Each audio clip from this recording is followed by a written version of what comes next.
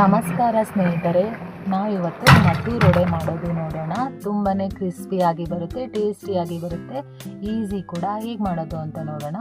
ಮೊದಲಿಗೆ ನಾನಿಲ್ಲಿ ಒಂದು ಪಾತ್ರೆಗೆ ಒಂದು ದೊಡ್ಡ ಬಟ್ಲಷ್ಟು ಮೈದಾ ಹಿಟ್ಟು ತೊಗೊತಾ ಇದ್ದೀನಿ. ಅರ್ಧ ಬಟ್ಲಷ್ಟು ಸಣ್ಣ ರವೆ, ಉಪ್ಪಿಟ್ಟು ರವೆನ ತೊಗೋತಾ ಇದ್ದೀನಿ. 1/4 ಬಟ್ಲಷ್ಟು ಅಕ್ಕಿ ಹಿಟ್ಟನ್ನು ತೊಗೊಂಡು ಸೈಡಲ್ಲಿಟ್ಟೆ. ಇವಾಗ ಒಂದು ಮಿಕ್ಸಿ ಜಾರ್ಗೆ 1 ಹಿಡಿ ಆಗುವಷ್ಟು ಕೊತ್ತಂಬರಿ, ಒಂದು 6ರಿಂದ 7 ಇಳ್ಕು ಬೆಳ್ಳುಳ್ಳಿ, ಒಂದು ಅರ್ಧ ಇಂಚಷ್ಟು ಶುಂಠಿ, 1 ಹಿಡಿಯಷ್ಟು ಪುದೀನ, 10ರಿಂದ 15 ಮೆಣಸಿನ್ಕಾಯಿ. ಇದನ್ನು ನೀರು ಹಾಕ್ತಾನೆ ಈ ರೀತಿ ತರ್ತರಿಯಾಗಿ ರುಬ್ಕೊಂಡು ಬರೋಣ. ಇವಾಗ ಅದೇ ಮಿಕ್ಸಿ ಜಾರಿಗೆ ಹಸಿ ಕಡಲೆ ಬೀಜನ ಹಾಕಿ 1 ಬಟ್ಲು ಇದನ್ನು ಕೂಡ ತರ್ತರಿಯಾಗಿ ರುಬ್ಕೊಂಡು ಬರೋಣ. ಇವಾಗ ಅಕ್ಕಿ ಹಿಟ್ಟು, ಮೈದಾ ಹಿಟ್ಟು, ರವೆನ ಮಿಕ್ಸ್ ಮಾಡಿ ಇಟ್ಕೊಂಡಿದ್ವಲ್ಲ, ಅದಕ್ಕೆ ರುಬ್ಬಿದ ಖಾರದ ಮಿಶ್ರಣನ ಹಾಕಿ ಕಡಲೆ ಬೀಜದ ಪುಡಿಯನ್ನು ಹಾಕಿ ಇಲ್ಲಿ 1 ಸ್ಪೂನಷ್ಟು ಬಿಳಿ ಎಳ್ಳನ್ನು ಹಾಕ್ತಾ ಇದ್ದೀನಿ, ಹುರಿದಿಲ್ಲ ಹಾಗೆ ಹಾಕ್ತಾ ಇದ್ದೀನಿ. ಇಲ್ಲಿ ನಾನು 1 ಕೊಬ್ಬರಿನ ಈ ರೀತಿ ಸಣ್ಣಗೆ ಹೆಚ್ಚಿ ಹಾಕ್ತಾ ಇದ್ದೀನಿ. ಇದು ಮೇಯ್ನು ಇಂಗ್ರೀಡಿಯೆಂಟು ಮದ್ದೂರು ವಡೆಗೆ. ಕೊಬ್ಬರಿ ಜಾಸ್ತಿ ಇರಬೇಕು. ಒಂದು 2ರಿಂದ 3 ಎಸಳಷ್ಟು ಕರಿಬೇವನ್ನು ಹಾಕ್ತಾ ಇದ್ದೀನಿ.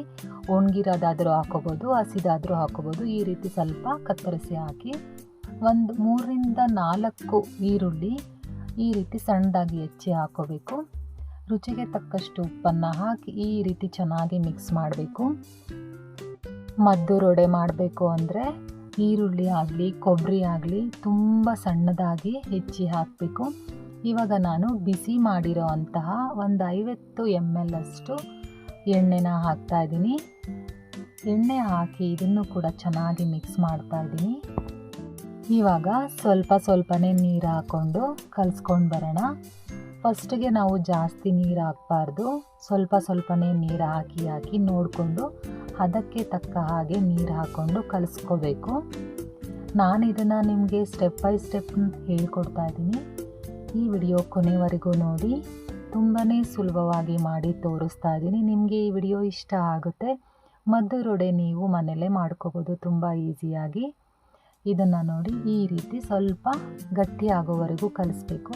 ಸೇಮ್ ನಾವು ಚಪಾತಿ ಹಿಟ್ಟು ಯಾವ ರೀತಿ ಕಲಿಸ್ತೀವೋ ಆ ರೀತಿ ಕಲಿಸ್ಕೊಂಡ್ರೆ ಸಾಕು. ಸ್ವಲ್ಪ ಚೆನ್ನಾಗಿ ಒಂದು 5 ನಿಮಿಷ ಸ್ವಲ್ಪ ನಾದ್ಕೊಳ್ಳೋಣ. ಹಿಟ್ಟು ಸ್ವಲ್ಪ ಸಾಫ್ಟ್ ಆಗಬೇಕು. ಇವಾಗ ಒಂದು 5 ನಿಮಿಷ ಬಿಟ್ಟರೆ ಸಾಕು. ಇದನ್ನು ಜಾಸ್ತಿ ಹೊತ್ತು ನೆನೆಸೋ ಅಂತಹ ಅವಶ್ಯಕತೆ ಇಲ್ಲ. ಇದನ್ನು ನಾನಿವಾಗ ಒಂದು 3 ಭಾಗಗಳನ್ನಾಗಿ ಮಾಡ್ಕೋತಾ ಇದ್ದೀನಿ, ಈಸಿ ಆಗುತ್ತೆ ಅಂತ. ಇವಾಗ 1 ಭಾಗನ ಮಾತ್ರ ಸಣ್ಣ ಉಂಡೆಗಳನ್ನಾಗಿ ಮಾಡ್ಕೋತಾ ಇದ್ದೀನಿ. ನಾವು ಪೂರಿಗೆ ತೊಗೊತೀವಲ್ವ, ಅಷ್ಟು ದಪ್ಪ ಉಂಡೆ ಆದರೆ ಸಾಕು. ಈ ರೀತಿ ಎಲ್ಲ ಉಂಡೆಗಳನ್ನಾಗಿ ಮಾಡಿಟ್ಕೊಂಡ್ಬಿಟ್ರೆ ನಮಗೆ ಮದ್ದೂರು ವಡೆ ಮಾಡೋದಕ್ಕೆ ತುಂಬಾ ಈಸಿ ಆಗುತ್ತೆ. ನಿಮಗೆ ನಾನು ತುಂಬ ಈಸಿಯಾಗಿ ತೋರಿಸ್ತಾ ಇದ್ದೀನಿ. ಈ ವಿಡಿಯೋ ಎಲ್ಲೂ ಸ್ಕಿಪ್ ಮಾಡ್ದೇ ಕೊನೆವರೆಗೂ ನೋಡಿ. ಇನ್ನು ಯಾರ್ಯಾರು ನನ್ನ ಚಾನಲ್ಗೆ ಸಬ್ಸ್ಕ್ರೈಬ್ ಆಗಿಲ್ವೋ ಸಬ್ಸ್ಕ್ರೈಬ್ ಮಾಡ್ಕೊಳ್ಳಿ, ಬೆಲ್ ಬಟನ್ನ ಒತ್ಕೊಳ್ಳಿ ಅಂತ ಕೇಳ್ತಾ ಇದ್ದೀನಿ. ಇವಾಗಂತೂ ಬೇಸಿಗೆ ರಜಾ, ಮಕ್ಕಳಿಗೆ ತಿಂಡಿ ಮಾಡಿಕೊಡ್ಬೇಕು ಅಂತ ನಮಗೂ ಆಸೆ ಇರುತ್ತೆ. ಮಕ್ಳಿಗೂ ಆಗುತ್ತೆ ಹಾಗೂ ನಮಗೂ ಆಗುತ್ತೆ.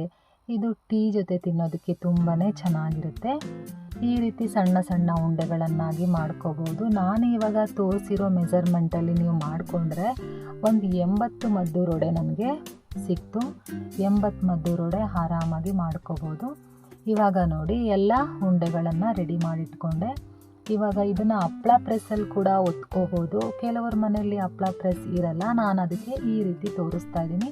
ಒಂದು ಮಣೆ ಮೇಲೆ ಈ ರೀತಿ 2 ಕವರ್ನ ಕಟ್ ಮಾಡ್ಕೊಳ್ಳಿ ರೌಂಡಿಗೆ.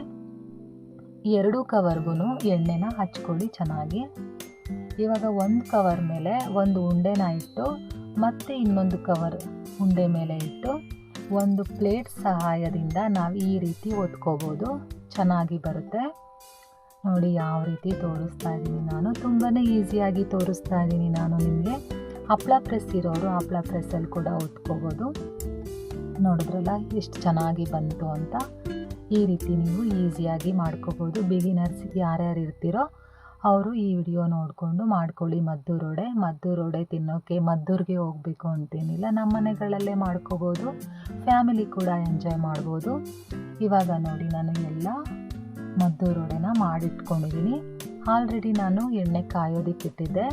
ಇವಾಗ ಎಣ್ಣೆ ಕಾದಿದೆ. ನಾನು ಒಂದೊಂದಾಗೆ ಮದ್ದೂರು ವಡೆನ ಎಣ್ಣೆಗೆ ಹಾಕ್ತಾಯಿದ್ದೀನಿ. ಎಣ್ಣೆಗೆ ಹಾಕ್ಬಿಟ್ಟು ಒಂದು 2 ನಿಮಿಷ ಅದನ್ನು ಏನು ಮಾಡೋದಕ್ಕೆ ಹೋಗ್ಬಿಡಿ. ಆಮೇಲೆ ಸ್ವಲ್ಪ ಕಲರ್ ಚೇಂಜ್ ಆದಮೇಲೆ ಈ ರೀತಿ ಸ್ವಲ್ಪ ಆ ಕಡೆ ಈ ಕಡೆ ತಿರುಗಿಸ್ಕೊಂಡ್ರೆ ಮದ್ದೂರು ವಡೆ ರೆಡಿನೇ ಆಗುತ್ತೆ. ನೋಡಿ, ಈ ರೀತಿ ಕಲರ್ ಚೇಂಜ್ ಆಗೋವರೆಗೂ ನಾವು ವಡೆನ ಮಾಡಿಕೊಂಡ್ರೆ ವಡೆ ನೀಟಾಗಿ ಬೆಂದಿರುತ್ತೆ, ಕ್ರಿಸ್ಪಿಯಾಗಿ ಇರುತ್ತೆ. ನೋಡಿದ್ರಲ್ಲ ಫ್ರೆಂಡ್ಸ್, ನಾನು ಯಾವ ರೀತಿ ನಿಮಗೆ ಎಷ್ಟು ಈಸಿಯಾಗಿ ನಿಮಗೆ ಸ್ಟೆಪ್ ಬೈ ಸ್ಟೆಪ್ನ ಹೇಳ್ಕೊಟ್ಟೆ. ಈ ರೀತಿ ಮದ್ದೂರು ವಡೆ ಮಾಡ್ಕೊಳ್ಳಿ. ಬೇಸಿಗೆ ರಜದಲ್ಲಿ ಮದ್ದೂರು ವಡೆ ಮಾಡಿಕೊಂಡು ಎಲ್ಲರೂ ಎಂಜಾಯ್ ಮಾಡಿ. ಇದು ಟೀ ಟೈಮ್ ಸ್ನ್ಯಾಕ್ಸ್ ಕೂಡ ಚೆನ್ನಾಗಿರುತ್ತೆ, ಟೀ ಕಾಫಿ ಜೊತೆ ತಿನ್ನೋಕ್ಕೆ. ನಿಮಗೆ ಈ ರೆಸಿಪಿ ಇಷ್ಟ ಆಗಿದೆ ಅಂತ ತಿಳ್ಕೊತೀನಿ. ಇಷ್ಟ ಆಗಿದರೆ ಒಂದೇ ಒಂದು ಲೈಕ್ ಕೊಡಿ, ಸಬ್ಸ್ಕ್ರೈಬ್ ಮಾಡ್ಕೊಳ್ಳಿ, ಶೇರ್ ಮಾಡಿ, ನಿಮ್ಮ ಫ್ಯಾಮಿಲಿ ಫ್ರೆಂಡ್ಸ್ ಜೊತೆ ಶೇರ್ ಮಾಡ್ಕೊಳ್ಳಿ. ಇದೇ ರೀತಿ ನನಗೆ ಸಪೋರ್ಟ್ ಮಾಡಿ. ಮತ್ತೆ ಸಿಗ್ತೀನಿ ಮತ್ತೊಂದು ಈಸಿಯಾದ ರೆಸಿಪಿಯೊಂದಿಗೆ. ಅಲ್ಲಿವರೆಗೂ ನಮಸ್ಕಾರ.